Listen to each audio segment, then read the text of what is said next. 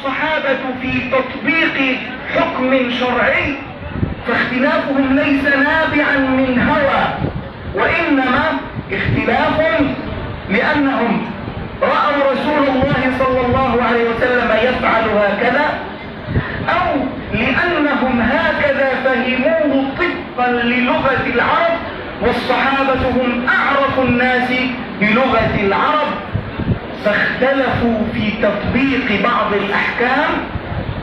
المهم أن الاختلاف لم يكن في أصل، بل إن الاختلاف كان في الفروع، وذلك من رحمة الله سبحانه وتعالى ومن مرونة ويسر الشريعة الإسلامية، المنهج الإسلامي الذي اختاره الله سبحانه وتعالى.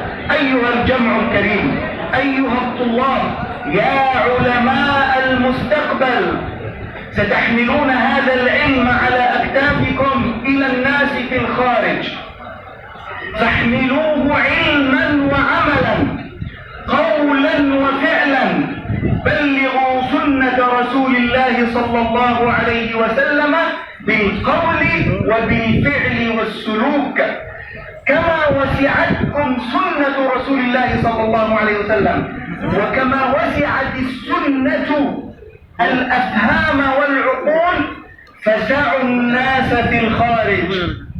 لا تضق عقولكم وأفهامكم عن تطبيقات الناس.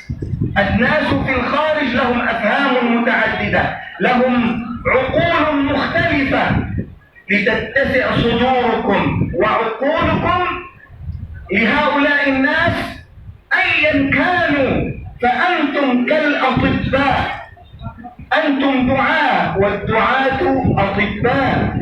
كيف يفعل الطبيب بالمريض؟ هل يكون شديدا معه؟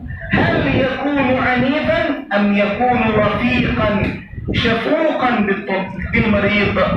هذه رسالة وضعها الله تعالى في أعناقكم أيها الطلاب الكرام، أيها الدعاة.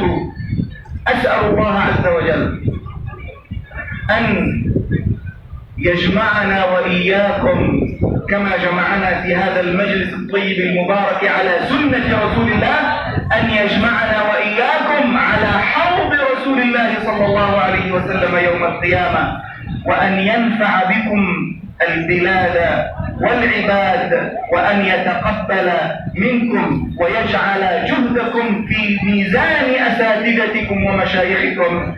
هذه الجامعة المباركة هي بمثابة مشعل نور في هذه المنطقة. لقد سمعتم أن وأنتم تستلمون الجوائز والتكريمات، فلان من بلدة كذا، وفلان من بلدة كذا، وفلان من قرية كذا، وفلان من محلة كذا، بسم الله ما شاء الله.